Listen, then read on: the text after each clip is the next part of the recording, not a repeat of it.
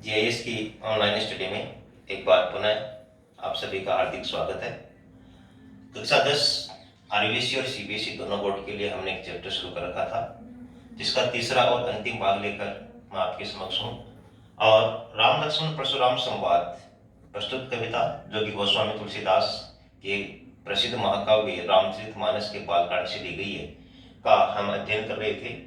और हमने अब तक अध्ययन कर लिया है कि श्री राम जब शिव धनुष को खंडित कर चुके होते हैं और उसके बाद परशुराम जनक सभा में आते हैं और वो कहते हैं कि शिव धनुष को किसने तोड़ा है। इसके उत्तर में श्री राम कहते हैं कि शिव धनुष को तोड़ने वाला आपका कोई न कोई सेवक या दास है।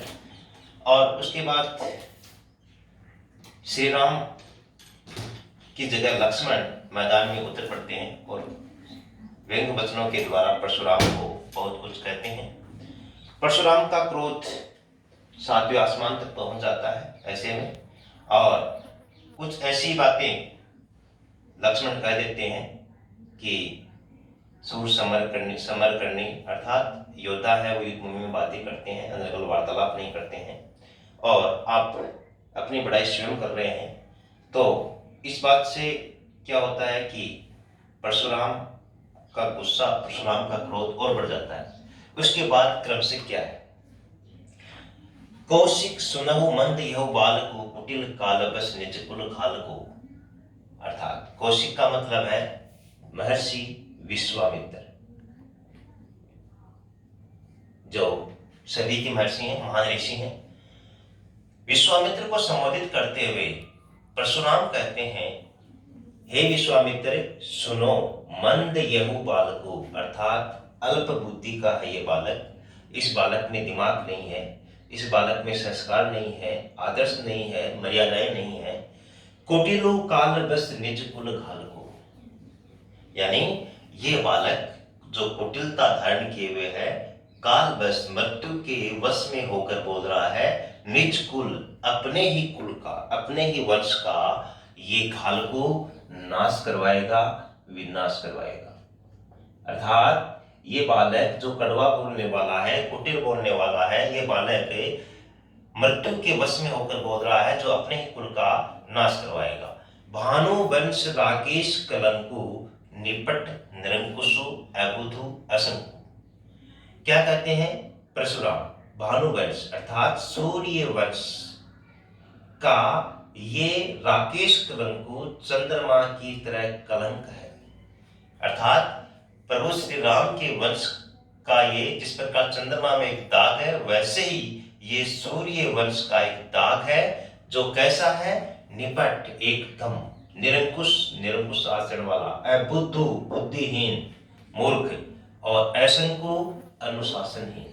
अर्थात ये बालक, कौन सा बालक, लक्ष्मण के बारे में परशुराम कहते हैं कि ये अपने ही वंश का नाश करवाएगा, और ये सूर्य वंश के चंद्रमा की तरह, जिस प्रकार चंद्रमा में दाग है वैसे सूर्य वंश का दाग है, जो एकदम निरंकुश है, बुद्धिहीन है और अनुशासनहीन है। काल कवलु होई छनमाई, कहो पुकारी खोरी मोई नाई। काल कवलु मृत्यु के हवाले, यम के हवाले हो जाएगा छनमाई, एक क्षण में, एक पल में, एक सेकंड में ये मृत्यु के हवाले हो जाएगा। कहो पुकारी, अभी मैं पुकार पुकार के कह रहा हूं, आप सभी को बता बता कर कह रहा हूं क्या, कि ये कुछ समय में काल के हवाले हो जाएगा। खोरी मोहि नाही, खोरी यानी दोष, उसके बाद मुझे कोई दोष, मुझे दोष मत देना। खोरी मोहि नाही, मुझे दोष मत देना। तुम्हें हट कहूं जो चहु बारा। क्या कहते हैं परशुराम, कहते हैं कि तुम्हारे हट के कारण, तुम्हारी जिद के कारण, तुम्हारे कहने के कारण मैंने उबारा, बचा रखा था, अब तक इस बालक को मारने से बचा रखा था, मारा नहीं। कहीं प्रताप बदरोस हमारा, अन्यथा आप हमारा प्रताप जानते हैं, पराक्रम जानते हैं, हमारा क्रोध जानते हैं, रोष यानी क्रोध, और हमारी वीरता जानते हैं, आप सब कुछ जानते हैं। सिर्फ और सिर्फ मैंने इसको अब तक बचा रखा है, उसका कारण क्या है, कौशिक अर्थात विश्वामित्र के कहने के कारण। लखन कहे मुनि सूचस तुम्हारा, अब परशुराम की बात पूरी हुई नहीं थी कि लक्ष्मण अपने व्यंग वचन लेकर पुनः हाजिर हो जाते हैं। लखन कहो, लक्ष्मण कहते हैं, मुनि हे परशुराम, सूझसु तुम्हारा, तुम्हारा यश, तुम्हारी कीर्ति, तुम्हारी प्रसिद्धि, तुम्हारी बड़ाई कौन नहीं जानता। तुम्हें अच्युत को बढ़ने पारा, अर्थात तुम स्वयं अपनी बड़ाई अपनी कीर्ति का बखान कर रहे हो। तुम्हारे अलावा कौन नहीं जानता, तुम्हें अच्छते तुम्हारे अलावा कौन कोई नहीं जानता, मगर तुम्हें अवश्य जानते हो। अपने मुंह है तुम्हें आपने करनी, अर्थात अपने मुंह से तुमने अपनी बड़ाई बहुत कर ली, कई देर से कर ली। और हम भी तीसरे वीडियो पर पहुंच गए। इतने देर से परशुराम अपनी बड़ाई करते आ रहे हैं और लक्ष्मण और परशुराम का ये वाक्य चल ही रहा है। अपने मुंह है तुम्हें आपने करनी, बार अनेक, अनेक बार कर ली, भांति बहु, अनेक तरीके से कर ली, बहु यानी बहुत, भांति यानी तरीके, बरनी और अनेक बातों से कर ली।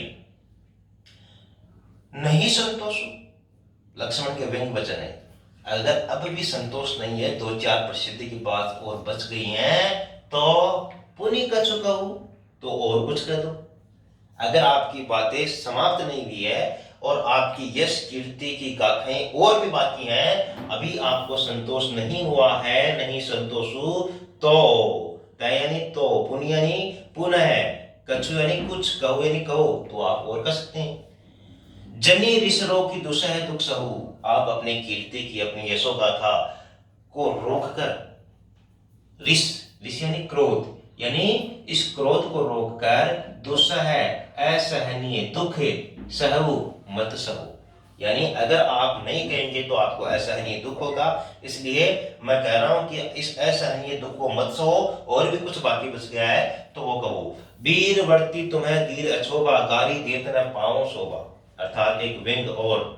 वीरवर्ती, हे वीरवर्ती परशुराम, तुम्हें धीर अछोबा, धीर यानी धैर्य, तुम्हें धैर्य शोभा नहीं देता। अछोभा का मतलब है शोभा नहीं देता, अर्थात यहाँ पर एक व्याज स्तुति के रूप में, अर्थात परशुराम का प्रशंसा के बहाने निंदा कर रहे हैं कौन, लक्ष्मण।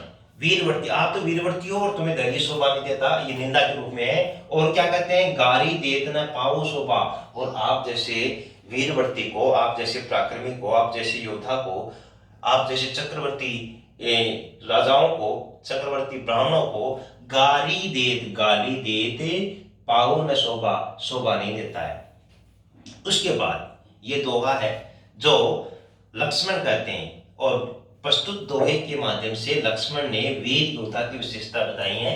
और एक प्रश्न भी बन सकता है एग्जाम के लिए कि लक्ष्मण के अनुसार वीर योद्धा में कौन सी विशेषताएं होती हैं और वो किन विशेषताओं को धारण किए होता है। सूर समर करने करई कहीं न जनावई आपू, विद्यमान रण पाई रीपू, कायर कथई प्रताप। लक्ष्मण कहते हैं कि सुनो, योद्धा कौन होता है, परशुराम पर व्यंग है। योद्धा वह होता है जो सूर अर्थात योद्धा, समर युद्ध भूमि, करनी करता है, करई अर्थात युद्ध करता है, कहीं नहीं कभी भी नहीं, जनावी जनाता है, आपू अपने आप को। योद्धा वह होता है जो युद्ध भूमि में युद्ध करता है, कभी भी अपने आप की पहचान नहीं करवाता है, अपने आप के शौर्य की गाथा स्वयं नहीं गाता है और अपने आप की प्रशंसा कभी नहीं करता है। विद्यमान रण, रणभूमि के अंदर, रण यानी रणभूमि, युद्ध भूमि, युद्ध भूमि के अंदर जो भी उपस्थित है कौन, रिपु दुश्मन, दुश्मन सेना, कायर कथई प्रतापु, जब तक दुश्मन सेना के कायर सैनिक किसी के शौर्य की प्रशंसा नहीं करते हैं, तब तक किसी को यह नहीं मानना चाहिए कि वो एक बहुत बड़ा योद्धा है। तो लक्ष्मण के अनुसार वीर योद्धा की यह पहचान है कि दुश्मन सेना के कायर सैनिक किसी सैनिक के शौर्य के गुणों का बखान करे तो वास्तव में यह मानना चाहिए कि वो बहुत बड़ा योद्धा। सूर समर करनी करई करई ने अभाव जनाओ आपू, अर्थात अपने आप को कभी भी जनाता नहीं है। और युद्ध भूमि के अंदर उपस्थित दुश्मन सैनिक, दुश्मन सैनिक कौन से, कायर दुश्मन सैनिक, उसके कथा, उसके प्रताप की चर्चा करते हैं। तो ये है चौथा पार्ट राम लक्ष्मण परशुराम संवाद का। और इसमें परशुराम विश्वामित्र का सहारा लेते हैं, विश्वामित्र के माध्यम से लक्ष्मण के बारे में कुछ कहते हैं। उसके बाद लक्ष्मण प्रत्युत्तर में परशुराम को कहते हैं कि आपने नेक तरीके से अपनी बड़ाई कर ली है, अगर फिर भी संतुष्ट नहीं है तो आप कुछ कर सकते हैं। आप जैसे वीरवती को गाली देते हुए शोभा नहीं देता है, और आपको धैर्य भी शोभा नहीं देता है, और वीर योद्धा की विशेषताएं लक्ष्मण ने बताते हैं। उसके बाद चलते हैं पांचवें पाठ की ओर। तुम्हें तो कालु हांक जनु लावा, बार बार मोहि लागी बुलावा। लक्ष्मण का कथन जारी है। लक्ष्मण परशुराम कहते हैं कि तुम तो कालु यम को, मृत्यु को, हांक जनु लावा, मेरे लिए बार बार बुला रहे हो कि यम आओ लक्ष्मण के प्राण ले जाओ, आओ लक्ष्मण के प्राण ले जाओ। बार बार मोहि लागी बुलावा, और बार बार आप मेरे लिए ही उसे बुला रहे हैं। मोहि यानी मेरे लिए, बुलावा यानी बुला रहे हैं। सुनत लखन के वचन कठोरा, लक्ष्मण के कठोर वचनों को सुनकर परशु सुधारी दरेव कर घोरा। परशुराम ने अपने भर्ष्य को सुधारा, अर्थात परशुराम जी का क्रोध अब असहनीय हो उठा है, वो सहन नहीं कर पा रहे हैं। अपने भर्ष्य को भयंकर तरीके से, घोरा यानी भयंकर तरीके से ठीक करके धरेव और अपने कंधे पर धरा। अब जनि देई दोष मोहि लोगो, कटी वाग्य बालको बद जोगो। और प्रतिज्ञा करते हैं कि अब जनि देई दोष मोहि लोगो, अब कोई भी अगर मुझे दोष देगा तो मैं उनकी नहीं सुनूंगा। अब मुझे कोई भी दोष नहीं दे सकता, मैंने इसे बच्चा समझकर अब तक बहुत बचाया। कटुवादी, कड़वा बोलने वाला ये बालक बद जोगो, मरने योग्य। बद यानी मरने, जोगो यानी योग्य, कटुवादी यानी कड़वा बोलने वाला ये बालक मरने योग्य है। अब कोई भी अगर मुझे दोष देगा तो वो दोष मुझे नहीं लगेगा। बाल बिलो की बहुत मैं बाचा, बालक बिलो की समझकर बहुत बहुत मैंने बाचा, बचाया। बच्चा समझकर इसको मैंने बहुत बचाने की कोशिश की, मगर अब ये हो मरनी हार बासाचा, मगर ये कटुवादी बालक मरने ही योग्य है। और सत्य तो यह है कि अब ये मृत्यु के हवाले होगा। तो विश्वामित्र परिस्थिति को जान जाते हैं और सोचते हैं कि परशुराम का गुस्सा सबसे अधिक इस वक्त है, तो वे थोड़े माहौल को शांत करने का प्रयास करते हैं और कहते हैं कौशिक हे विश्वामित्र। कौन कहते हैं? कौशिक कहा। कौन कहते हैं? विश्वामित्र कहते हैं क्षमीय अपराधु, बालक के अपराध को क्षमा करो। बाल दोष गुण गनहि न साधु, कि बालकों के दोषों पर, बाल दोष बालकों के दोषों पर, गुण गनहि ज्ञानी गुणी साधु, ज्ञानी गुणी साधु क्या नहीं देते हैं? ध्यान नहीं देते हैं। बालक ने कौन सा दोष कर दिया? ज्ञानी गुणी साधु की पहचान है कि वे बालकों के दोषों पर ध्यान नहीं देते हैं। किसने कहा? विश्वामित्र ने। घर कुठार में अपूर्ण कोई, इसका अच्छा प्रभाव पड़ा परशुराम पर और उनका क्रोध थोड़ा कम हुआ और वे अब एक पंक्ति कर रहे हैं और उस पंक्ति में अपनी खुद की पढ़ाई करने योग्य हो गए हैं। क्या कर रहे हैं? घर कुठार अर्थात मैंने फरसा, तीर, बाण अकुरन बिना कारण धारण नहीं कर रखे हैं। आगे अपराधी गुरुद्रोही, अगर मैं आज, परशुराम कहते हैं अगर मैं आज इस बालक को नहीं मार पाता हूं या ये बालक मेरे हाथों से बच जाता है तो मैं क्या कहलाऊंगा? गुरुद्रोही कहलाऊंगा। क्योंकि परशुराम को उनके गुरु का आदेश था क्या? कि जब भी भरी सभा में आपका कोई अपमान करे, आपका कोई तिरस्कार करे, तो उस तिरस्कार का बदला, उस अपमान का बदला उस व्यक्ति को आप मार कर ले सकते हैं। ये मेरी गुरु दक्षिणा के समान है, ये उन्हें आदेश था।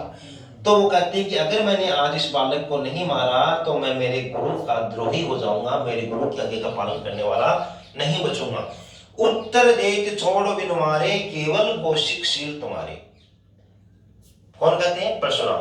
परशुराम जी कहते हैं कि इनको मैं अर्थात लक्ष्मण को बिना मारे छोड़ रहा हूं। उत्तर देत छोड़ो बिन मारे अर्थात इन सभी बातों का उत्तर मैं इन्हें मार कर देता, मगर इनको मैं बिना मारे छोड़ रहा हूं। तो क्यों?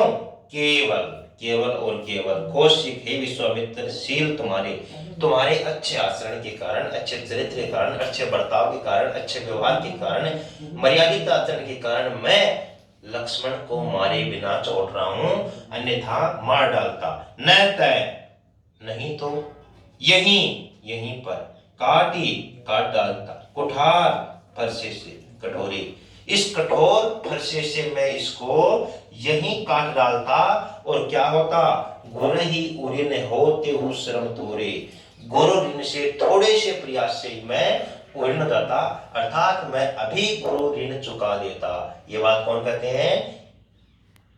परशुराम। किनको कहते हैं? विश्वामित्र को। किसके लिए कहते हैं? लक्ष्मण के लिए। लक्ष्मण के संदर्भ में ये बात कहते हैं कि मैं गुरु ऋण चुका देता, इसको मारे बिना छोड़ रहा हूं। इसका कारण सिर्फ और सिर्फ यह है, केवल कौशिक शील तुम्हारे, आपके अच्छे आत्मा के कारण इन्हें मारे बिना छोड़ रहा हूं। उसके बाद एक दोहा है, उस दोहे की अब चर्चा करेंगे।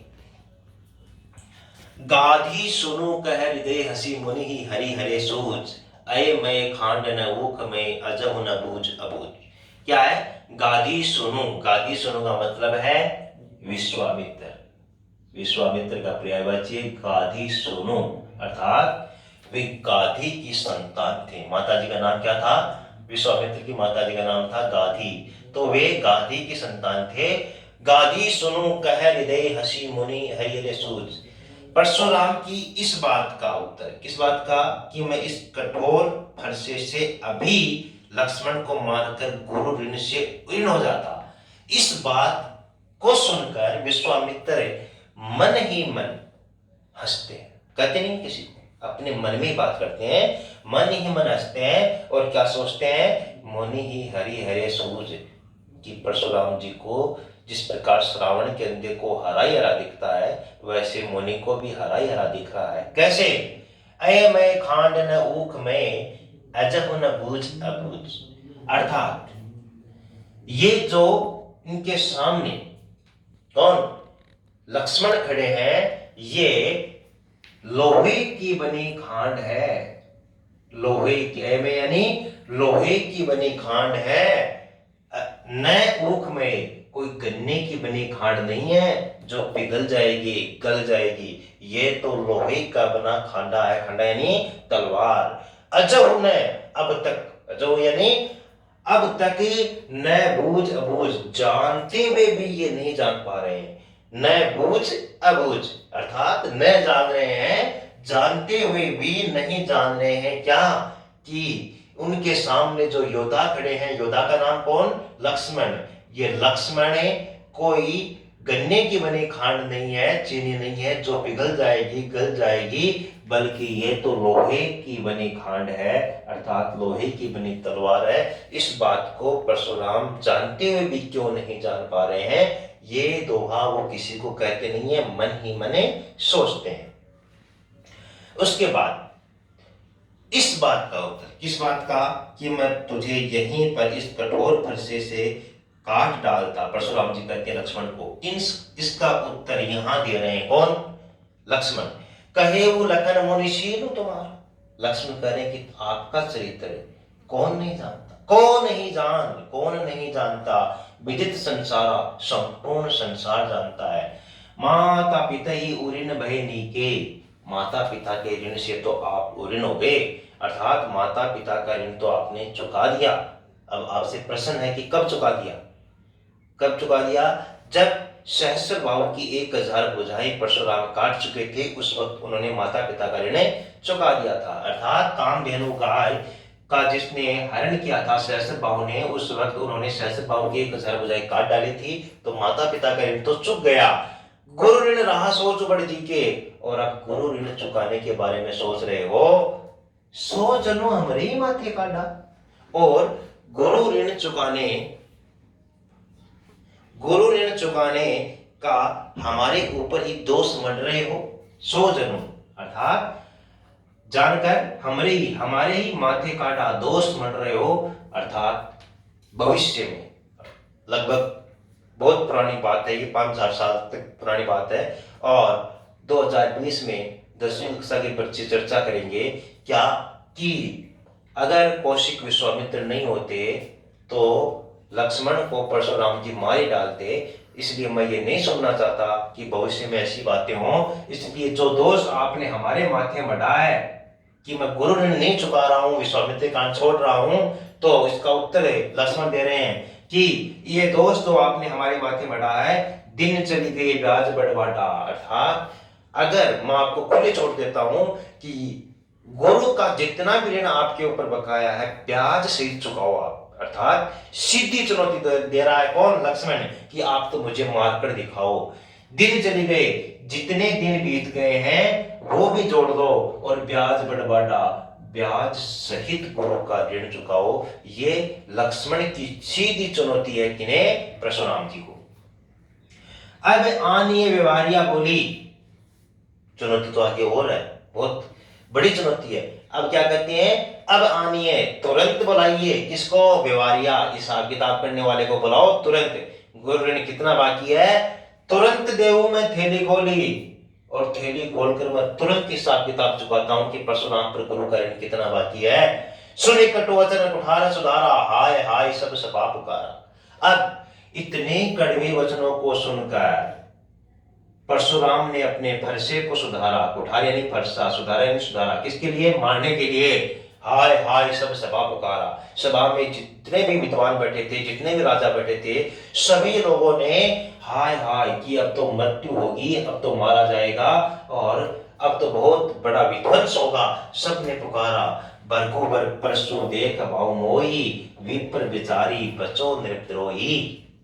अर्थात बरगुबर परसु, परशुराम के क्रोध के फरसे को देखकर विप्र विचारी, सभी राजाओं ने आपस में विचार किया, चिंतन किया, मनन किया, सोचा, अरे बच्चों नृपद्रोही, अर्थात लक्ष्मण तो जाएगा ही जाएगा, हम सबको ले जाएगा। तेरे मृत्यु के बाद ये हमारा नंबर लेंगे। क्यों लेंगे?